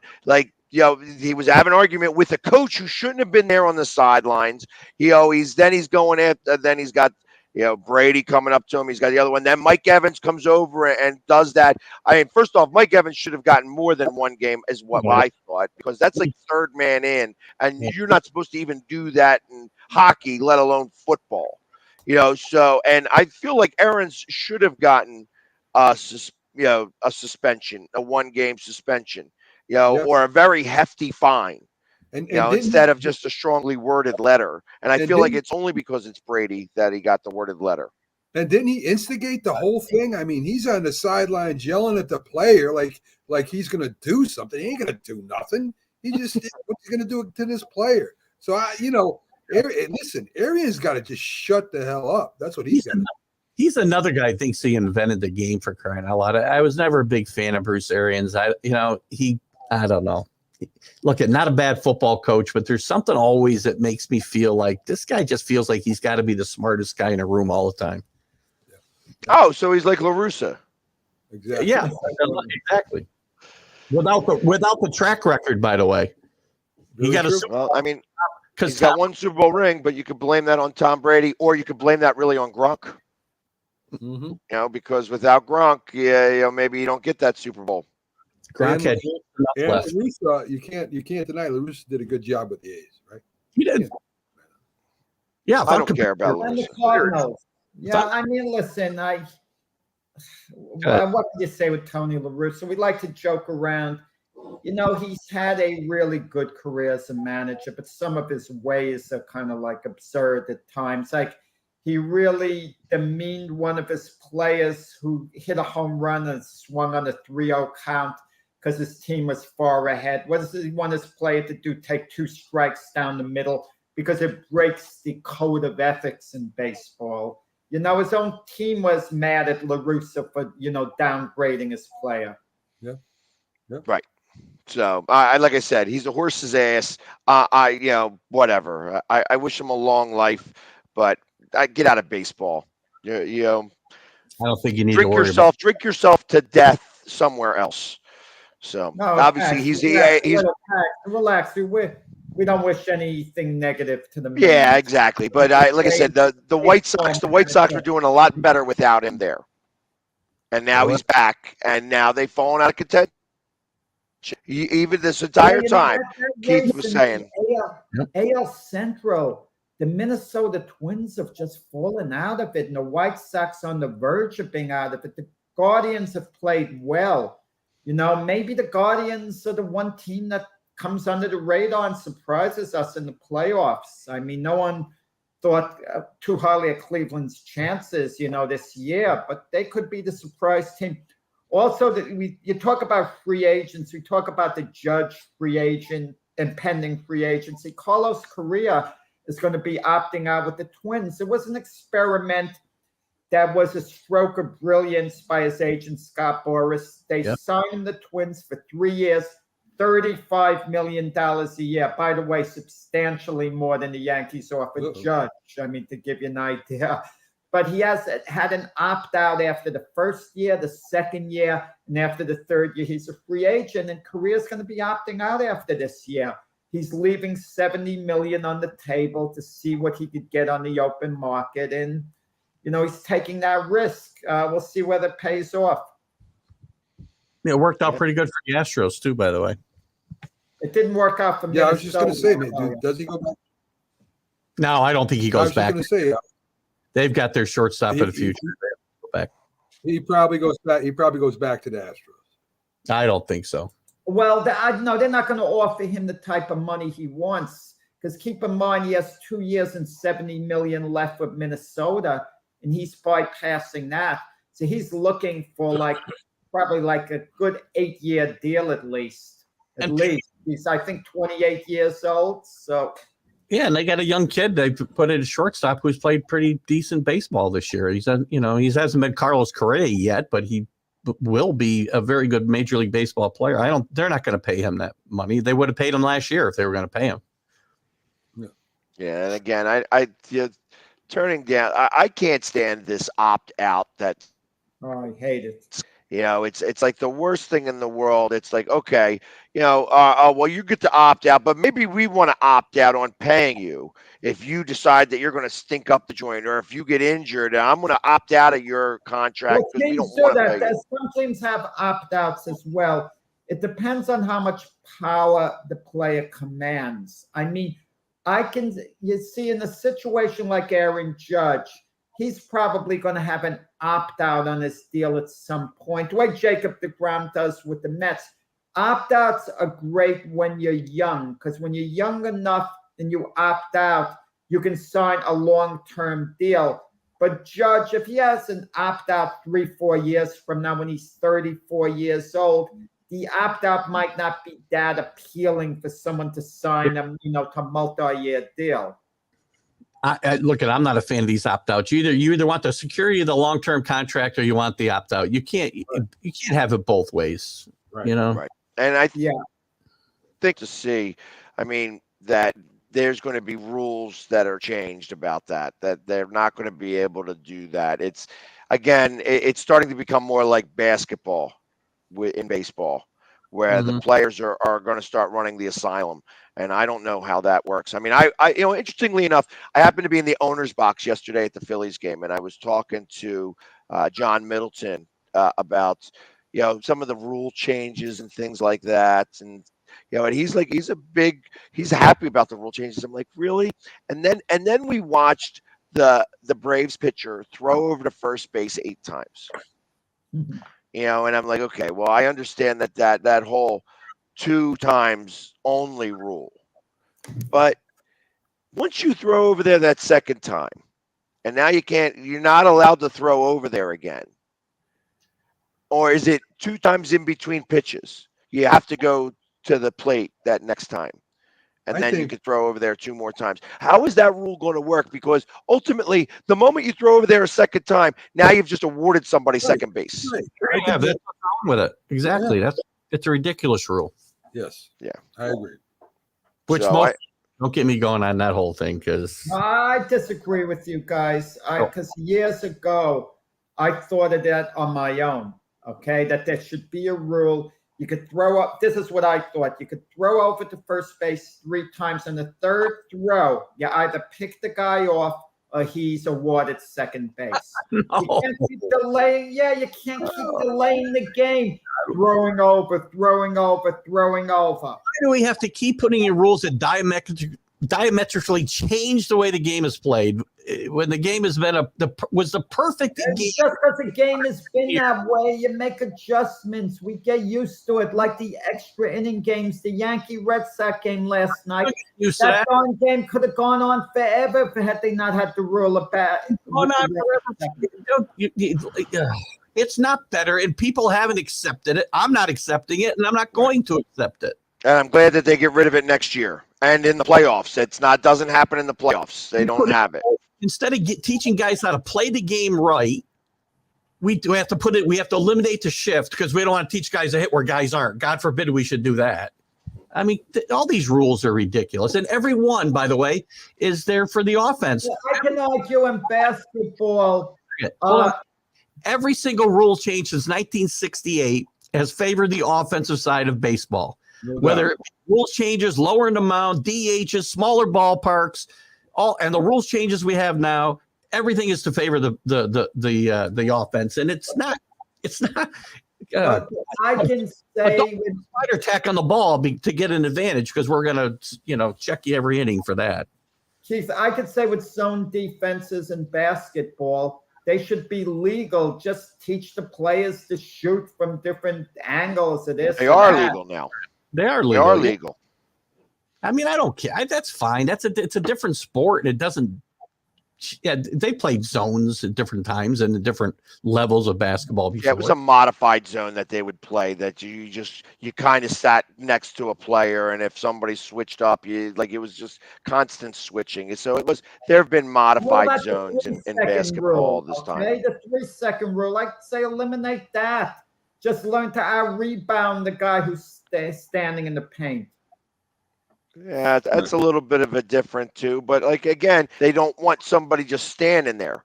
You got to move a little bit. So I can understand and appreciate that. Offsides in soccer and hockey. Let your players be able to cover the whole ice/field. Well, that protects against a total just cherry picking, where somebody you're playing 5-on-4, you got a couple of good defensemen, you throw it all the way down the ice, you got a guy who's now 1 on the goalie. That's what offsides protects. But ultimately now you can kind of cherry pick as long as you're before the blue line, but now you're getting a few you give the goalie a little bit of an opportunity. In soccer, it's a whole different scenario because you can kick the ball. You absolutely have to have offsides there or else. Yeah.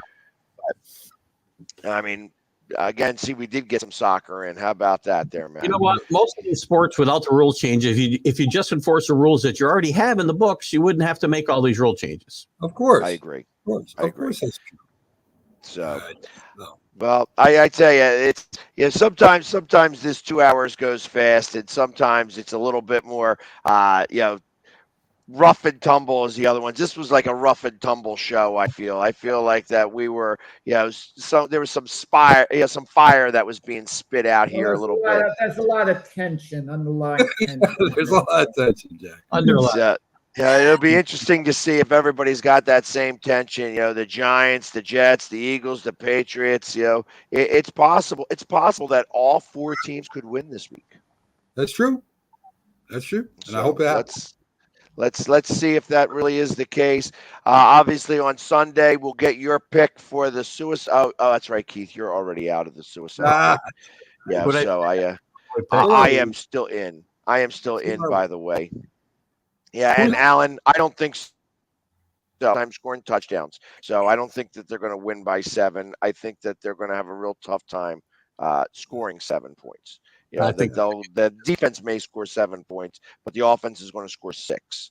But Yeah. anyways, everybody, thank you very much. Tomorrow we'll have Dak on the broadcast to do the debate show where we're going to be talking about all different types of things. I unfortunately will not be here. I'm called off elsewhere, so it's just going to be Mac, Jack, and Doc, and I'm sure you guys will not miss my smiling face. But I'll be back on Sunday to tell you how much the Eagles are going to beat the Commanders by on that day. So everybody, have a great weekend, and we'll see you guys tomorrow. Everybody, take care. See y'all.